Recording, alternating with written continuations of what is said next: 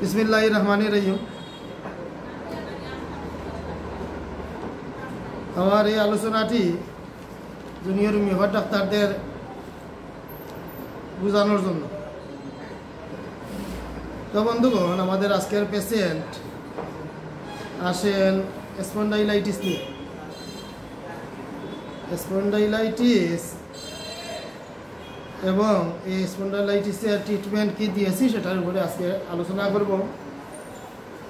এই আলোচনা আমাদের আজকের জুনিয়র মেহর ডাক্তারদের কাজে লাগবে এবং তারা যদি আরও কোনো রোগের ব্যাপারে এইভাবে জানতে চায় সেটা কমেন্ট বক্সে লিখে দিবেন।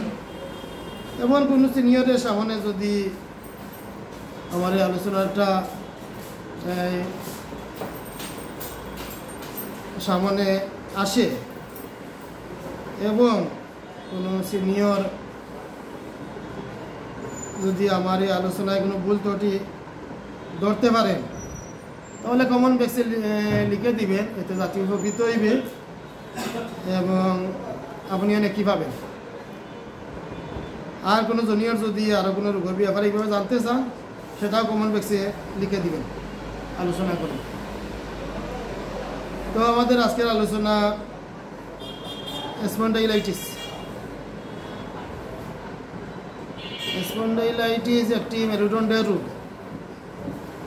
আমাদের প্রত্যেকের পিঠের শিরোধারায় মেরুদণ্ড থাকে। এই যে মেরুদণ্ড, এই যে পিঠের শিরোধারায় এই যে মেরুদণ্ড, এইভাবে আমরা প্রত্যেকের পিঠের শিরোধারায় মেরুদণ্ড আছে। এই মেরুদণ্ড অনেকগুলা পার্ট, এই যে দেখছেন এই মেরুদণ্ডে অনেকগুলা পার্ট। তো এইভাবে মেরুদণ্ডে অনেকগুলা পার্ট থাকে।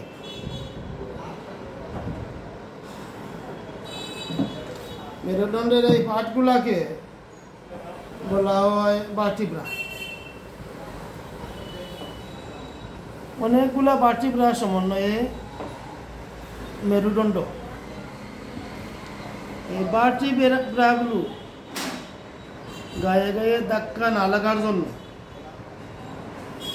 প্রতিটা ভার্টিব্রার মধ্যখানে ইলাস্টিক জাতীয় একটি শক্ত পদার্থ আছে যেটাকে বলা হয় কার্টিলেজ। এই কার্টিলেজটি ইলাস্টিকের চেয়ে শক্ত এবং মেরুদণ্ডের হাড়ের চেয়ে নরম। এই কার্টিলেজই ভার্টিব্রাগুলোর ধাক্কা সামলায়।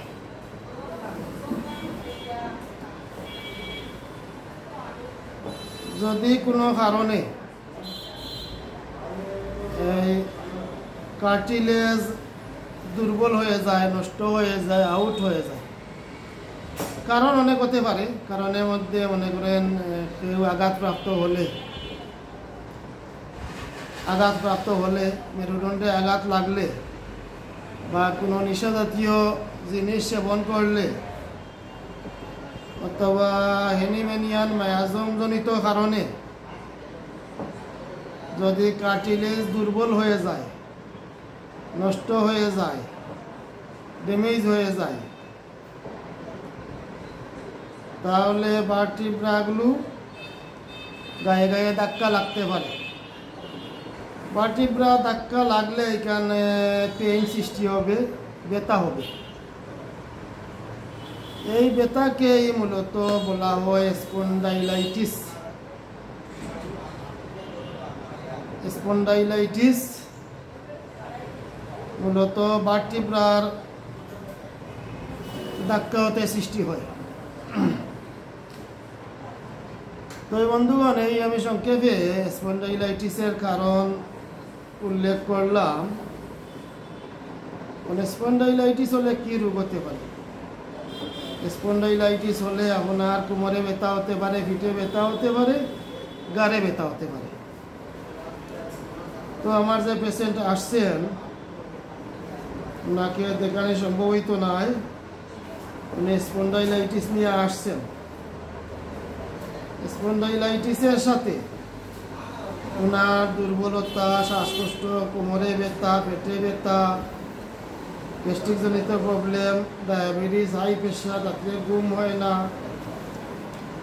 নাক জাম প্রায় নাকে দিয়ে শ্বাস প্রশ্বাস আসে না, এই সমস্ত লক্ষণ নিয়ে আসেন এবং এই সমস্ত লক্ষণের উপরে মেডিসিন আমি নির্বাচন করি লাইকোপোডিয়াম।